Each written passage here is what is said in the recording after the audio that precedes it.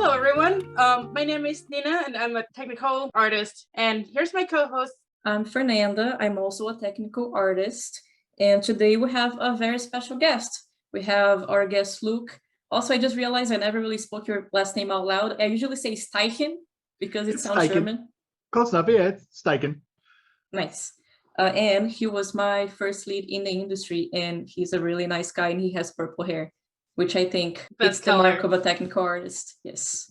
Dope hair is definitely a requirement for success in the technical arts and technical animation field.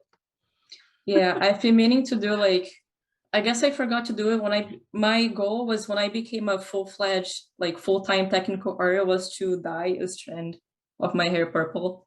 Maybe when I move to Vancouver, because right now I'm just too lazy. But yes, Luke, tell us about yourself and your background, please. Hi, well, of course. So let's see, I've been in the industry about 15 years now. I actually started off as a character artist in the way back when. I went to the Art Institute of Seattle initially as a animation major, and then switched over to game art and design. About halfway through my program, I landed an internship over at Surreal Software, which was just down the block by the Sculpture Gardens, was their studio location at the time, and brought my portfolio over. The lead character artist, Matt Kresge, thought it was really great, and I got an internship, and that was where I started. When I graduated, that turned into a contract role.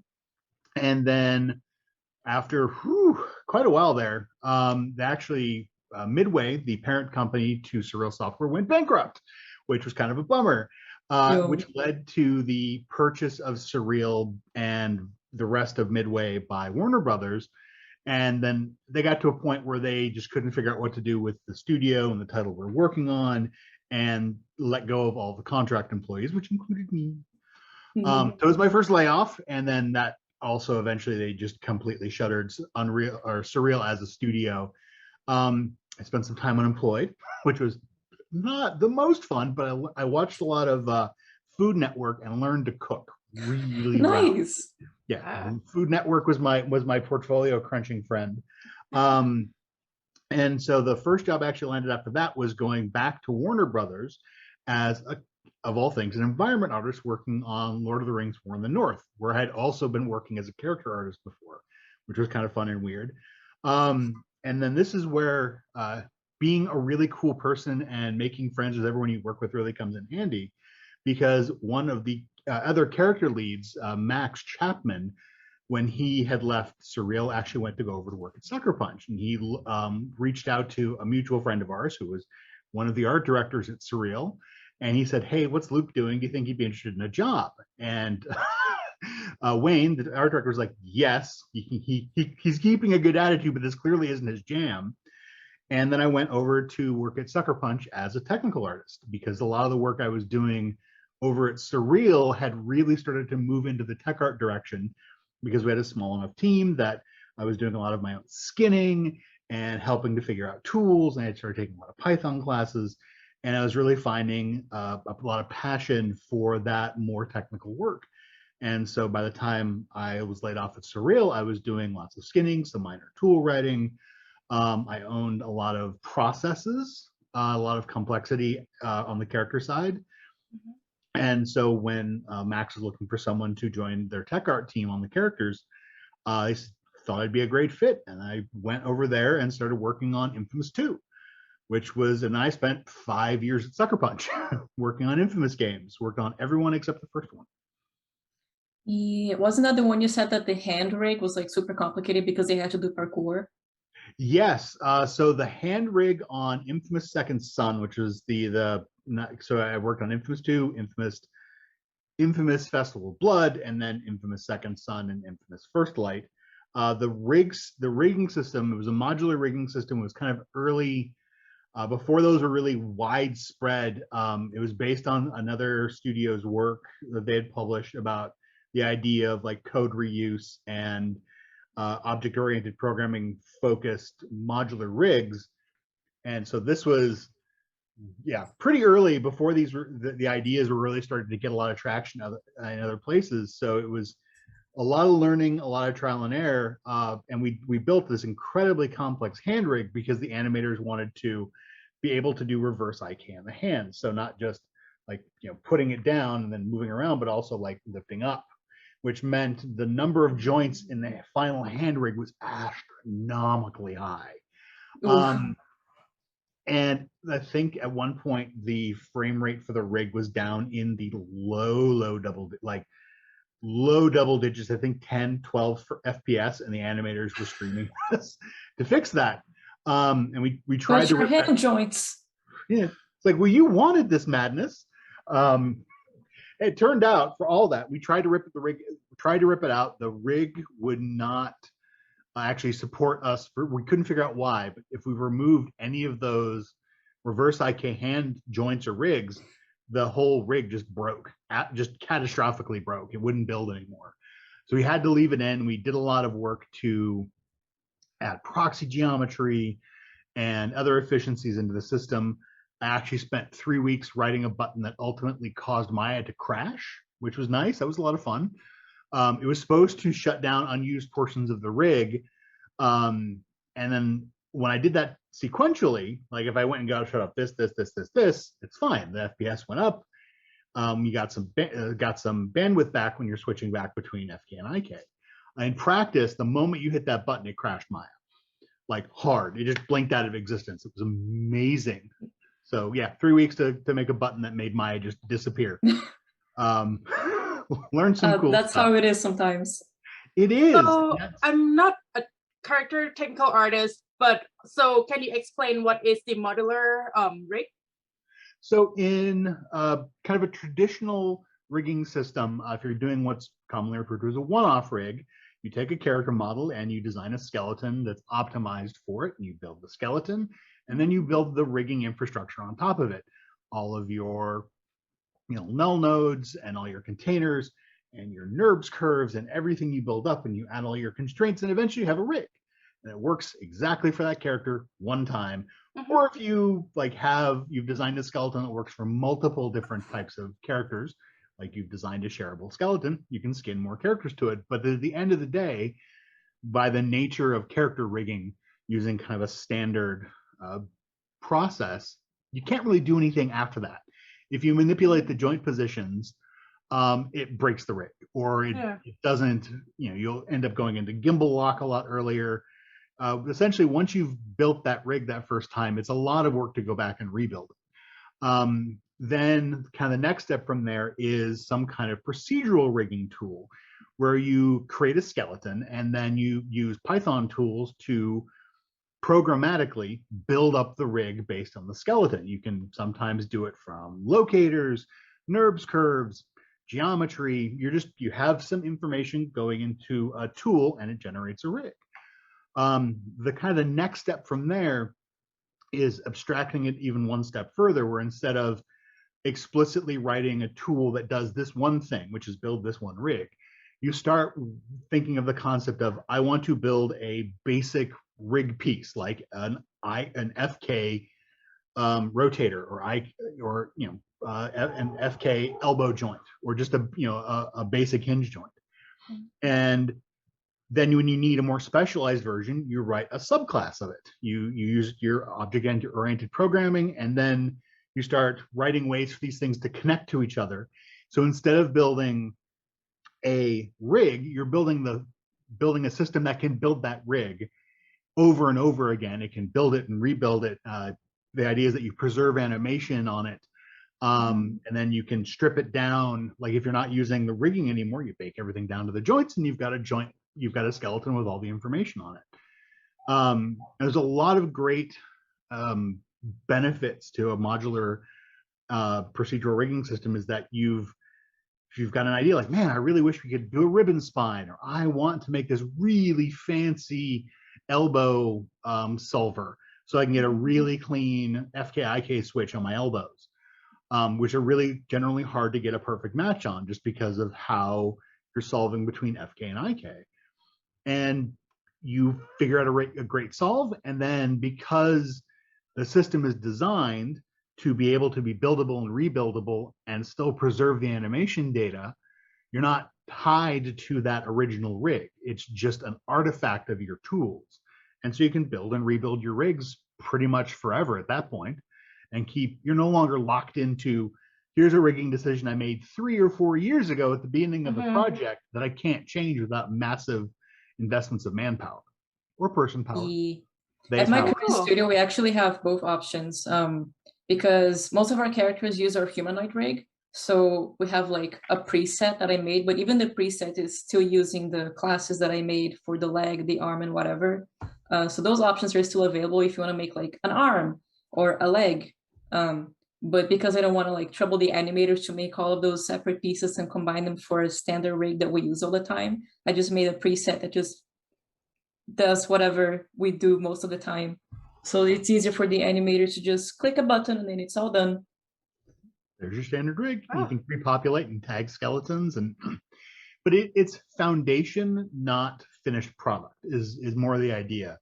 It's kind of like the concept Fernanda and I were talking about of you never stop learning, and if you can find ways to apply that mindset to your other work, it's really powerful. If you can keep growing, and you don't have to just keep dealing with the same, resolving the same problem over and over again, it can be really powerful.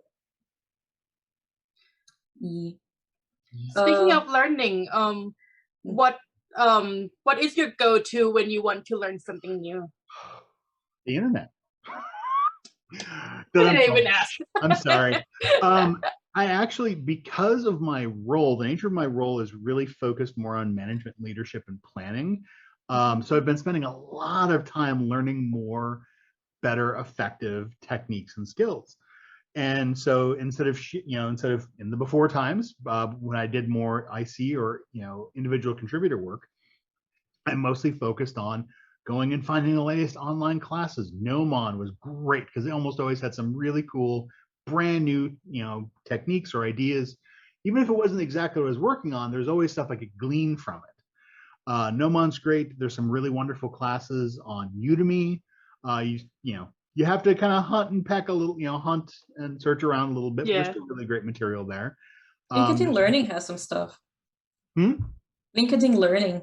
LinkedIn Learning has some phenomenal stuff now. They're really building their game art. It's almost like they're owned by a company that has major game studios now. Oh yeah. Yeah. Right. Right. No, it's one of those things that they own LinkedIn now. But so LinkedIn can be really great. ArtStation Learning has some phenomenal stuff, and right now, since it's all free, since the Epic acquisition, great time to go check all that out. There's tons of stuff across a number of different topics.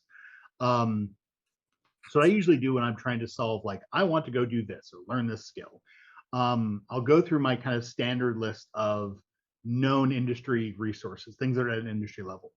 I almost always also have like a second pad of like, oh, hey, that's a really cool class that's kind of related. I'll take that later. And I work up like learning paths for myself, because I found if I just like pile up all this information into a cart and then try to shove it in my brain, it gets messy. It gets muddled. I'll miss stuff. I'll get burned out. So I like to start cataloging the classes that I've found that I think will be relevant to what I'm working on, and then just keep learning. Like just keep learning. Find those classes. That's the name of the episode. Huh? That's the name of the episode. Oh, I dropped that. Wow, spoiler. But then take those classes and put them in an order that makes sense. Like figure out what my goals are and figure out how I can lay that information out. Whether it's rigging, skinning, advanced tool writing, UI, UX stuff, animation. I still not as much anymore, but I used to take a lot of animation classes. Obviously, I'm a character artist at heart, so I love to take character art classes. But having a deep understanding of anatomy and human kinesthetic or kinetics and how people move is incredibly important for most people in the tech animation field. And then nowadays, like I said, it's mostly about leadership and how to be an effective leader and communicator. And that's another area where it's the same thing. You find your good resources. In this case, it's like LinkedIn Learning is still really great. There's tons of great books. Like that's an area when you start moving away from needing to learn something that's very software specific, like how to make a good rig or how to write a great Python tool for crawling an XML file.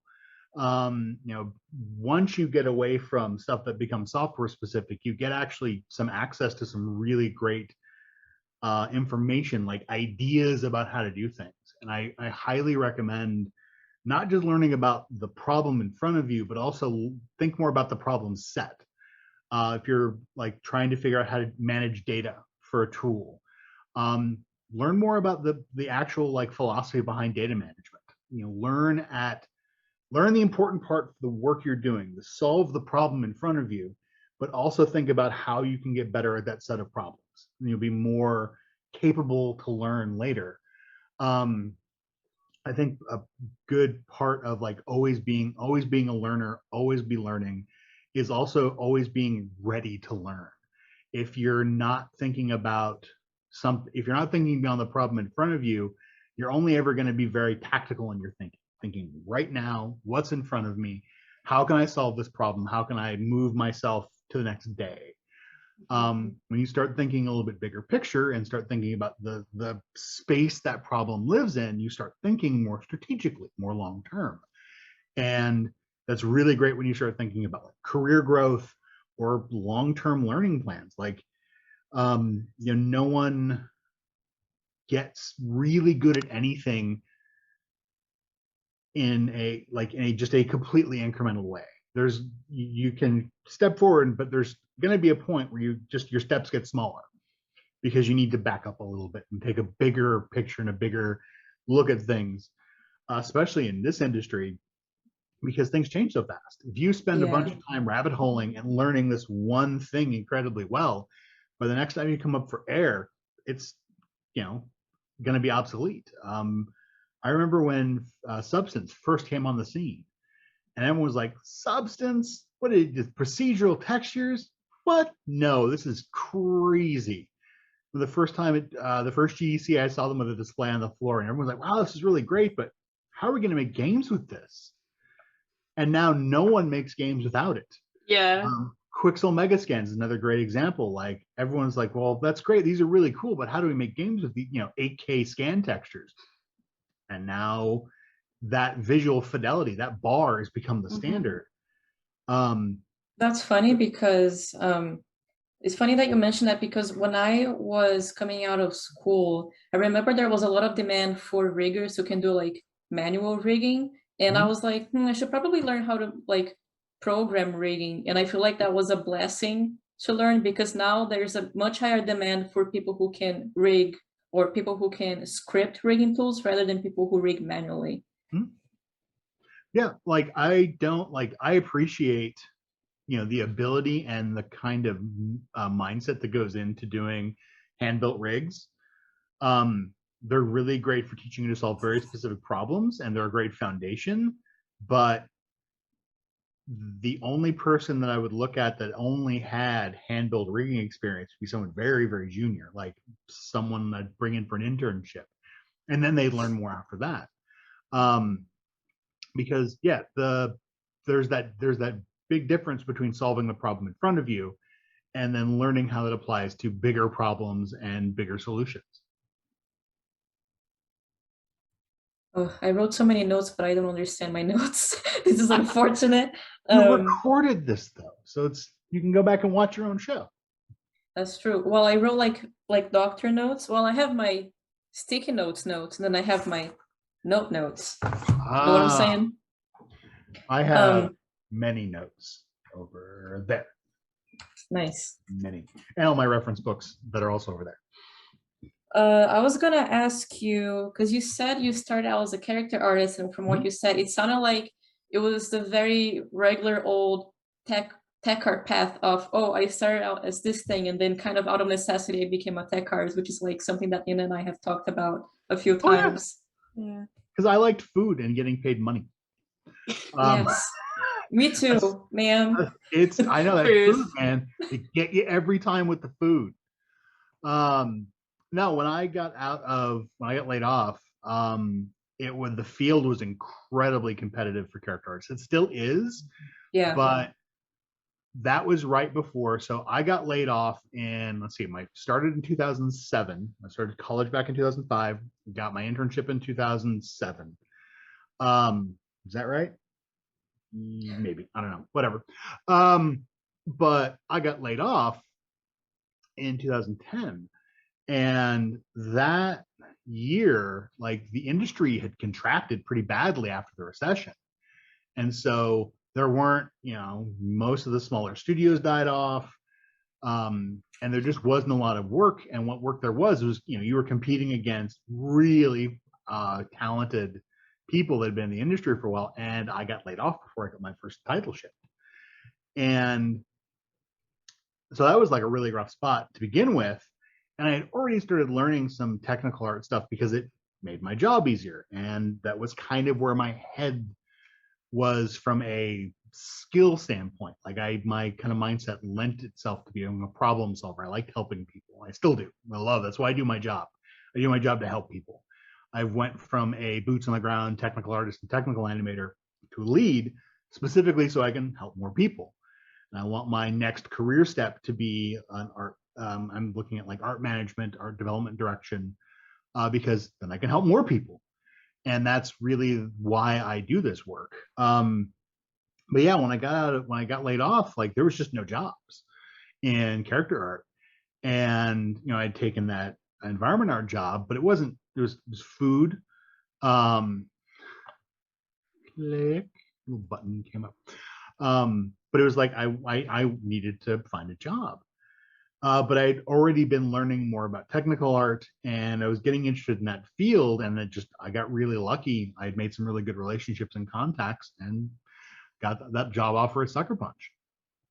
And yeah, it was definitely that sort of, I want to keep moving forward in this industry, and being technical is always in demand.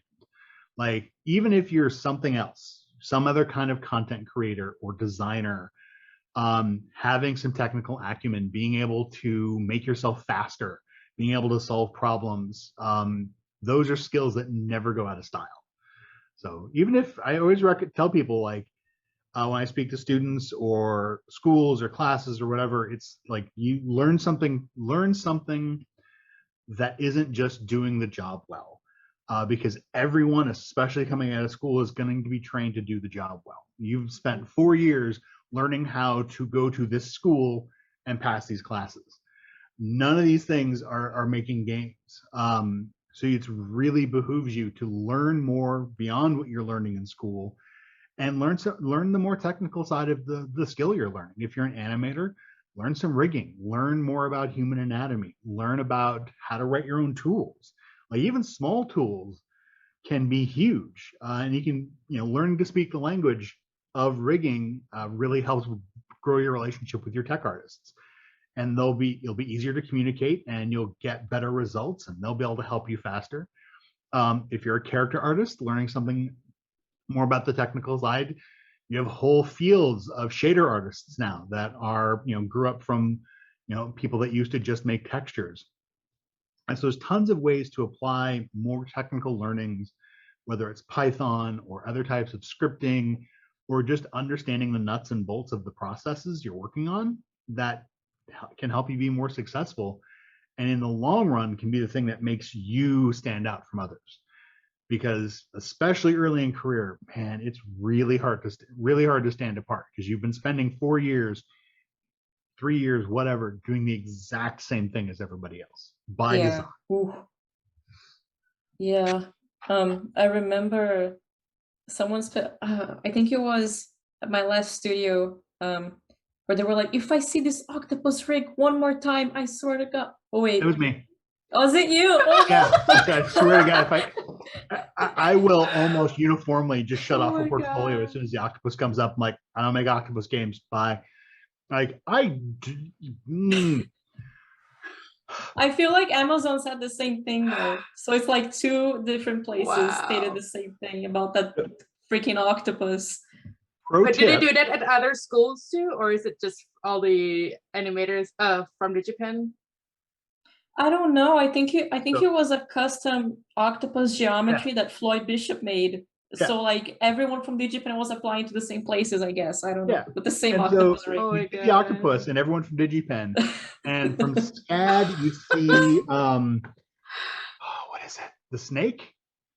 I can't remember. But that was after my time. No, it's SCAD.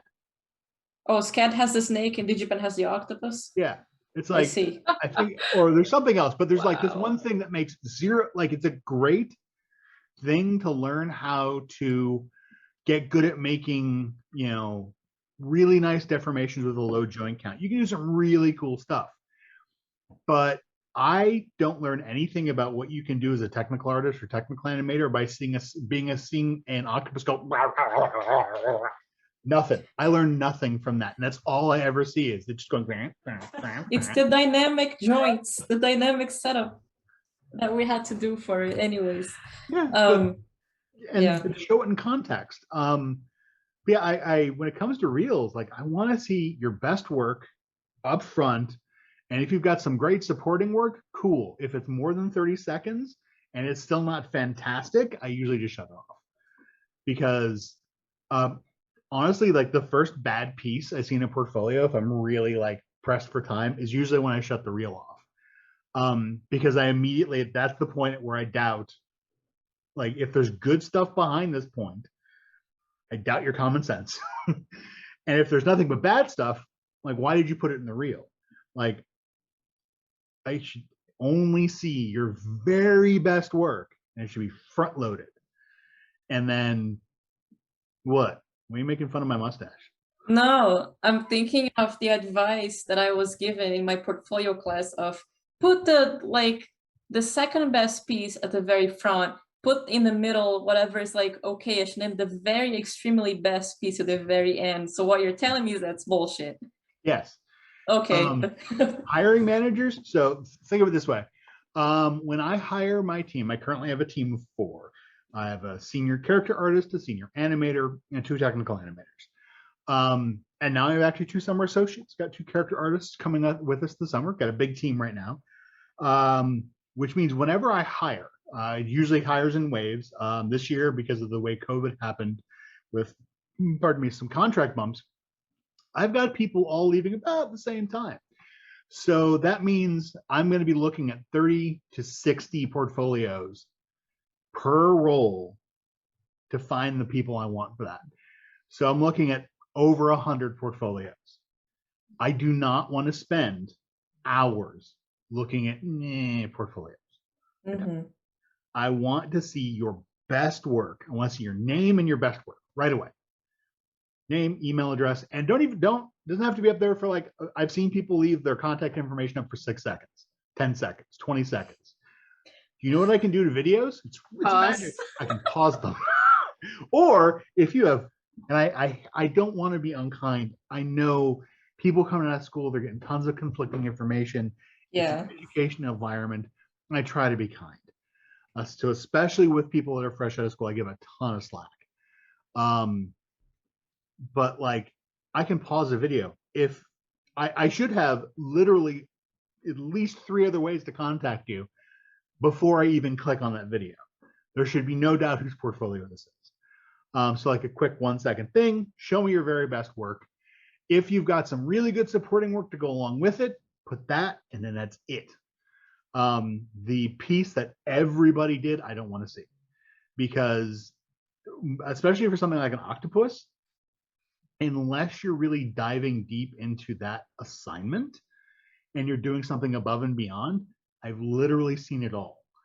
And there's no something that is not specific to the title or the job you're applying for doesn't have a way to differentiate you. It doesn't show me applicable skills.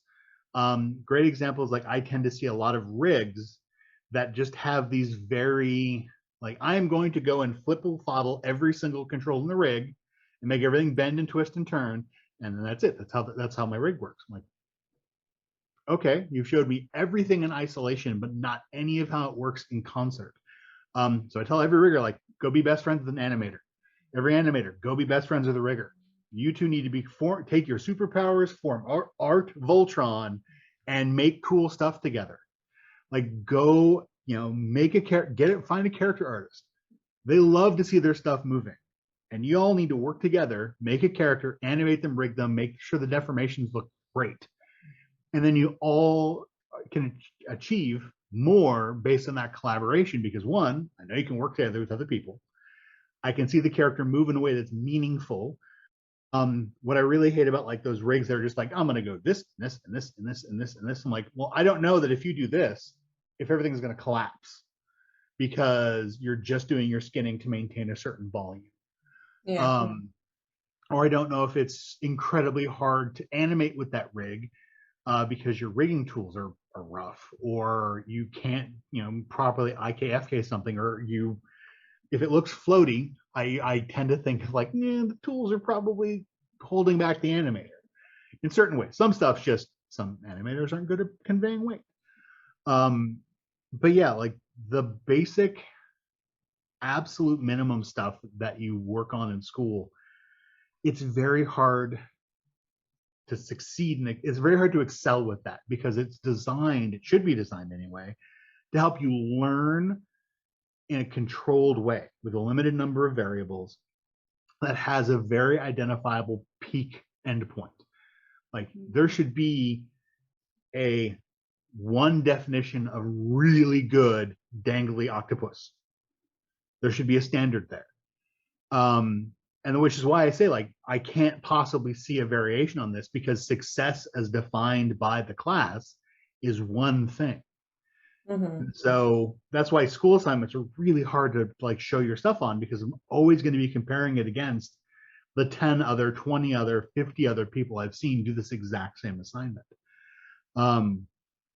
So yeah, right out of school, it's really important to work on things that set you apart, that are different, that are unique to you. Like I said, collaborations are great, especially when you get like a character artist, an animator, and a rigger together, because then that's completely unique to the three of you, or however big that group is. I mean, that's why I love those great big game group projects when they're put together well, because you tend to get some people working on some really amazing things, and it becomes unique to them.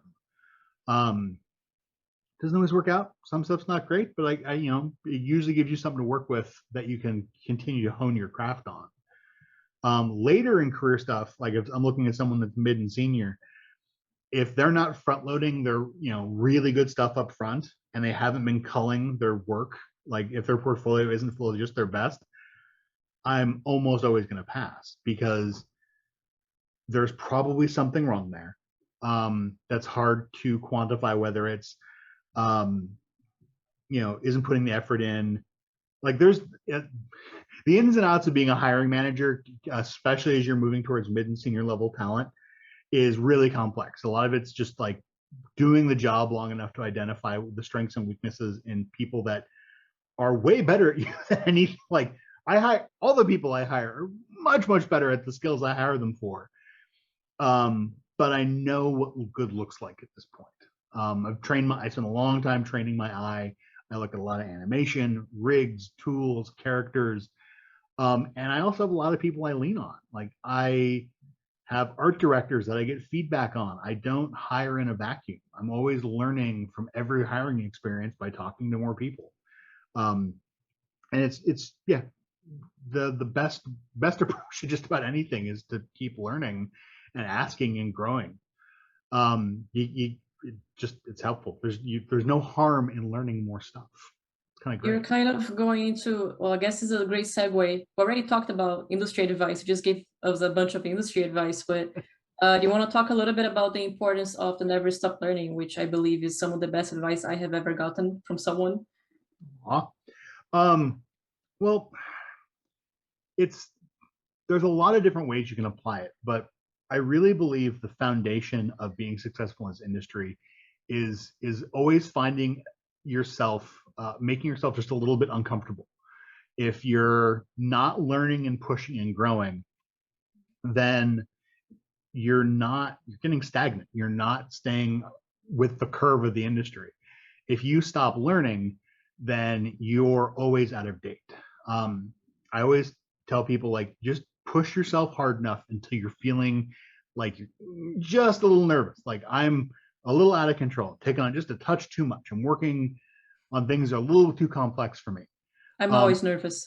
Yeah, then you're doing great. Then you're out there. Oh no, I don't like it. But that means you're growing.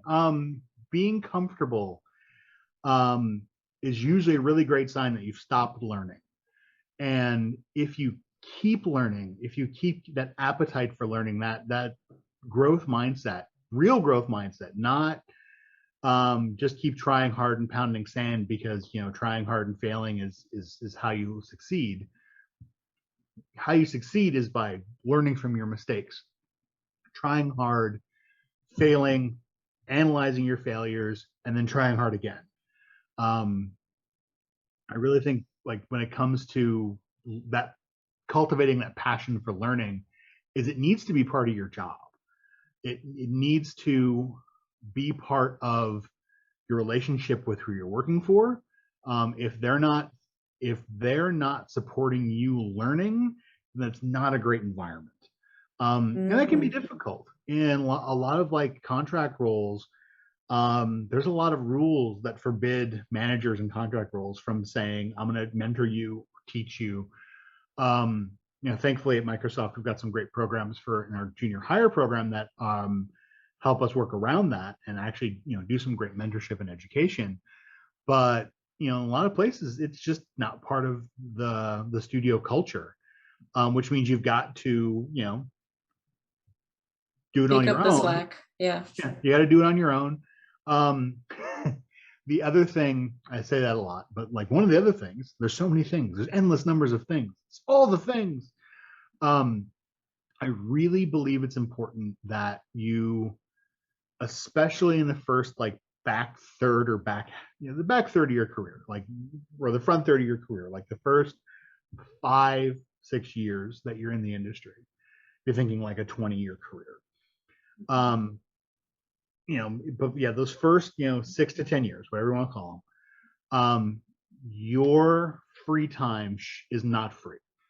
If you're punching in at the beginning of the day, punching out at the end, and the rest of the time is just having fun, you're falling behind the rest of the industry constantly. It's this industry is impossible to stay up to date with if you're just depending on work for learning. Now, super early in your career, sometimes that is what you're doing at work. You're constantly learning, and that's great. You're kind of like already spent, you've learned all day, and you can, you know, take it easy. I'd still stay dialed into the community and be active on, I almost said message boards, like those are a thing. Oh my God. The online community, message boards, MySpace. MySpace. Get on, I'm gonna go get on the BBS. But you know, you should spend your evenings networking. Your off time is about networking and learning, meeting new people, and honing your skills and kind of taking notes.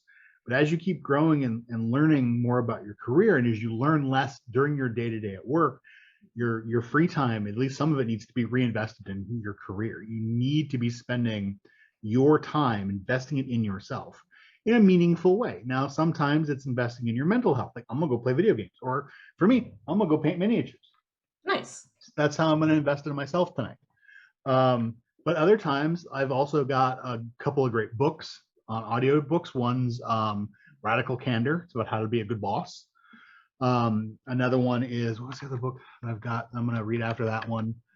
So I'm reading Radical Candor right now, which is really good. If you really want to learn more about being an awesome boss and, you know, not being a jerk. And then Think Again, The Power of Knowing What You Don't Know, which is on my list of books to start soon, which is, you know, maintaining the ability to learn in conversations as you know more things, like getting good at being uncomfortable and getting good at being, you know, the questioner, the person that's asking, learn. But yeah, as you continue to move through your career, it's incredibly important that you invest your time in yourself and your personal growth, and keep track of, you know, how you're feeling, how you're doing physically. Sometimes investing in yourself is exercise. Sometimes it's emotional stuff. Sometimes it's just, you know, your basic self-care routine. But part of that time should absolutely be spent investing in your knowledge and your skill set. I've seen some portfolios by some people that I knew were just amazing back in the day. and then they spent 6 years working, 6, 7, 8 years working at the same studio, doing the exact same stuff, and now they're so far behind, and like they put out new work, and like it looks 8 years old. It's not current. It's nothing. And I've tried to give some really helpful advice. Like I try to let people know, it's like, look, this is nowadays, it's, PBR workflows and scan data, and there's tons of other ways to make this than the way you did it and it'll look better. And also you can use twice as many polys now. I swear it's fine. But it's really easy to fall out of date if you're not focusing on keeping your skills sharp. So you talked about the first 5 years. What about afterwards? So as you start, like, once you get past that point where you're starting to feel like you're hitting your mid stride, and you're eyeballing that senior title a few years down the road, that's when you need to learning about the next phases of your career. The first part of your career is about getting really good at your job and really good about networking and learning more and being curious and asking questions and broadening your horizons. And then you start moving into that area of expertise where you're the subject matter expert in your role. You know more than anyone. That's why they hired you, or that's why they're keeping you. It's because you know more than anyone about this particular thing. You spend a lot of time in that space of being an expert of either the field or the specific thing that you work on. Rigging or tool writing or animating. You get really good at it. And you then start mentoring other people in that. As you start moving on to later part, you start giving back. That's when you start, like, your growth is predicated upon your ability to teach other people and lead other people. There are some people that are, principal artists that they just keep getting better, and they are subject matter experts, and that's what they do. But there are very few positions for people that only do. Even at an incredibly high level, there's a limited amount of need for someone that just does at an incredibly high level. And also, it really limits your options, because you need, there's going to be a certain point where, to have more impact, to be able to help more people or teach more people or do more, you're going to get beyond what you can do with your own hands. It's like the idea of, like, you can dig a hole with a spoon, but if you get a shovel, you can dig much, more holes better, faster. Eventually you get to the point where you get a backhoe. And eventually you dig the most holes by teaching other people to run backhoes. And that's a terrible analogy, but I got you. Like, yeah, it's an awful analogy. But eventually you need to really focus on mentoring and giving back to the industry and the community of students, because that's how you really get that next level good. Is you get faster and better by also being able to teach and grow your teams and your coworkers. And some people that they kind of stay in that high senior level and they're mentoring and growing up other people, but they don't really want to move into management or leadership, and that's fine. But there's going to be a limit there that's going to be really hard to get over. You might eventually be able to move into, like, a more principal position, but for the most part, you start moving into that giving back, mentoring, learning about how to be a good leader and a good friend to other people. Like, not like personal bro friend, but like good support in people's careers. You start helping the people, helping the younger version of you get to where you are. And that's, it takes a while. And you spend a lot of time in that middle section. It's like the bulk of some people's careers, and just being really, really good at their job. And other people spend a lot more time on that other end, of where they're doing a lot of mentoring, a lot of helping, and a lot of guiding. And for me, that's really where I want to keep moving in that direction, is doing more of that, being a good cultural multiplier, being a good cheerleader, helping bring people up. That's the direction I took. And from my point of view, I think it's the most, it takes a more specific type of personality to be a good leader and good manager. But it's also a skill you can learn. once people start hitting their, kind of the senior phase in their career, I really think it's time to start looking at how they give back to either their coworkers or this, the school they graduated from, or just other, student body organizations, however you can give back to the next generation of game devs. Would you Yeah, say that's the end goal? Sorry, Fernanda. No, you go ahead. All right, sorry. You go. Would you say that those like management roles are like the end game for game development career? It kind of depends. There's tons of different ways to kind of like see, like, kind of ride your career off into the sunset. One of the things that's really difficult and challenging in our industry is it's a very young industry. If you think about really kind of kicked off in the 80s, that's only 40 years ago. You have people that are at the birth of the industry who haven't retired yet. Yeah. There's people that are at turn 10 that are in, they've been in the industry for 30 years. They're still working. They don't plan on retiring anytime soon. Which is also, like, in a lot of studios, you're starting to see the upper ranks of the studios becoming very, very full, because there's tons of great experience there. People have been working in the industry for a long time. And they still have very valuable contributions. They're usually in leadership roles. And so it can become very hard to find a space at the very top of the org chart, as it were. But so a lot of people want to move into those more management or leadership positions. As far as when you're talking about where your career should go, there really is the kind of the binary choice of, I'm going to either be really good at my job and just do my job forever, the IC route, individual contributor, or you start moving into some kind of leadership or management role. Now, a lot of people kind of hang out at that first step in that direction, just being a lead, which is great. That's kind of like, for some people, that's the perfect marriage of, I still get to do great work and run a small team, and I get to have the best of both worlds. And a lot of people spend a lot of time there. And then a lot of people also kind of get stuck in that spot because there's nowhere to go for them in the studio. There's no up from there, which is then people start looking elsewhere for opportunities to make that next move. And that's a lot of what you see in the kind of later in career people, that they're starting to look like, where do they need to move next, whether it's inside the company, to another studio. Make their own studio. Make your own studio. It's very common. Yeah. And unfortunately, and this is a hard truth that I hate, I always make sure to mention, but I really hate bringing up, the median career length in the games industry is about 6 years. Yeah, and it's actually come up. When I first started the industry, it was 5, 4.5 actually. Way back when it was 4.5. I'm on my 3rd year. Yeah. Oh my God.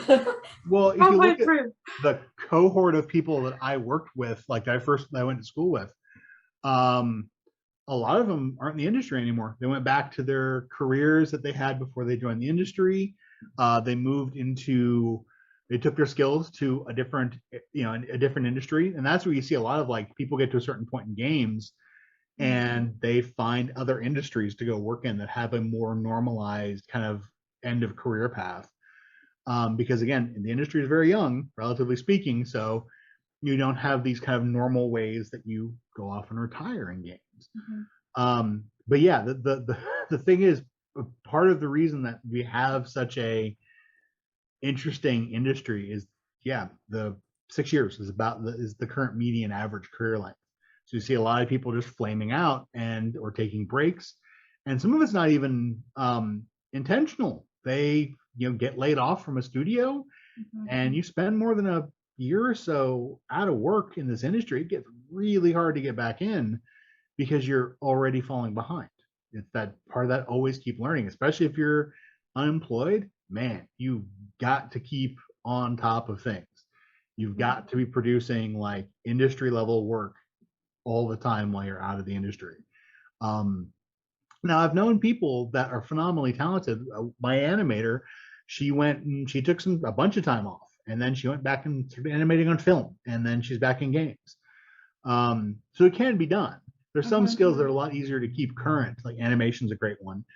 But like character art, rigging, environment art, not so much. Audio is a good one. You can definitely bop in and out of the industry in audio. Design, sort of, kind of depends on what your design kind of chops are in. Project management and production, that's one where you see people bouncing in and out of the industry all the time. A lot of producers do their end of career stuff in other industries because it's just really hard to find a kind of retirement career path for, in some places, for producers. I would be interested in seeing like some kind of research done on that medium, on that like average lifespan of someone's career based on gender, because I feel like a lot of women also get driven out of the industry because of sexism, and also because like the three of us, we went to college knowing that we wanted to be working in games. Like you wanted to be in games, right, Luke? Yeah. And I like my current manager, he started working as a software engineer at HP or something like that. So there are people who have this mindset of, oh, I have the skill set that I built for the games industry. And there's like other people who are like, oh, games industry was something that I found myself in, but I can do lots of other things with my skill set. So I feel like I wish someone would do research on it. That's my point. So Gama Sutra does tons of research about the game industry. I don't know specifically what data points that they've put in to their career length data, or how many ways you kind of slice and reslice that data to tease out those metrics. But I go check it out, and you might want to reach out to somebody there. They've got some really cool people. There's a really great article that someone wrote that's just about, welcome to your first management job in games. Congratulations, it's all your fault. It's literally like, oh, this is broken, it's your fault. This is the thing going on, it's your fault. And it's true. It's an interesting way to think about it, but it doesn't have to be. It kind of is. Like, I don't want to put managers on blast, but like having a good manager and a bad manager, like it's such an extreme difference of work environment that it's so unbelievable. Oh, my job is not about me. I am a part of a system that creates a space for other people to do amazing work. I help subject matter experts succeed in doing amazing jobs and align them to a specific goal, in this case, making an amazing racing game. Making characters for an amazing racing game. And I cannot have any ego about it. If I make it about me and what I know and how it affects me or how it looks on me, then I'm going to be terrible as a manager because I'm worrying about the wrong stuff. Nothing makes me happier, because almost all of my staff is contract. Nothing makes me happier than writing letters of recommendation to help them get FTE jobs somewhere else. That should always be my goal. If I can't get them an FTE job at my studio, I'm going to get them some on my team. I'm going to get them one somewhere else. And if I don't make it about my team, if I make it in any way, shape, or form about me, I'm going to make bad decisions. I'm going to make things that serve my goals in my career, and that's ultimately not serving my goals or my career, because the way I succeed is by everybody else succeeding and doing their absolute best work. Nina, do you have anything that you would like to ask? I think I already asked all that I wanted to know. I was just like silent because I was internalizing what you just said and trying to picture the future. Yeah, I think I'm gonna start reading books about management, even though that my career is already like halfway there, because I'm on my 3rd year. Now my 6th year, I'm just gonna evaporate, explode into tech art vapor. You'll transcend into the dust we use to press discs out of. Yes. That, if you didn't know that, that's what happens to failed game artists. They turn into discs. But seriously, I think it's good just because it's good for good communication stuff.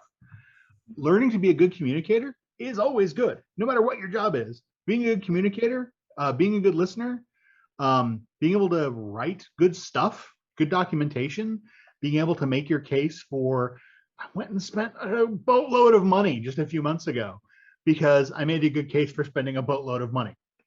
And it's going to be great. I can't wait to show you what I spent a boatload of money on. But that happened because pardon me, sorry, I shouldn't be drinking soda during a thing. I'm a terrible guest. That's okay. We're terrible interviewers. Woo! Yes. I mean, I'm Yay. drinking alcohol right now, so. Oh, I should have got a drink. Man. Next time. Drinking water. Next time. Next time. If you would come visit us again. Of course. This is super fun. I love talking. Despite my horrible lie at the beginning, I love talking about myself. It's fun. No, Me what too. I love helping people. Like I love, if doing this for 15 years, if all it turns into is just getting me a paycheck, that's like the minimum. That is the absolute minimum. My legacy is about how I've helped other people, how I've gotten grown other people. I think my favorite thing is almost the entirety of my last team got poached by Bungie. Like they just get like, okay, they had FTE roles for them. I'm like, sweet, where do I write you your recommendation letters? And now I can give people tons of crap about stealing my employees, and it's fun. I know a ton of people over there now, but also like there are people I can reach out to for help or advice when I need it. And I always feel like my success is way more about the work I do for other people and how I help other people than just the stuff that's for me. I mean, I personally don't think living just for yourself is any real way to live, but that's me. I'm a big softie. Thank you so much for joining us today. Thanks for having me. I really loved it, and I'm always happy to come back and talk more about other stuff. I'll promise I'll stay on topic next time. Yeah, thank you. Thank you so much for being on our podcast. I would love to have you again.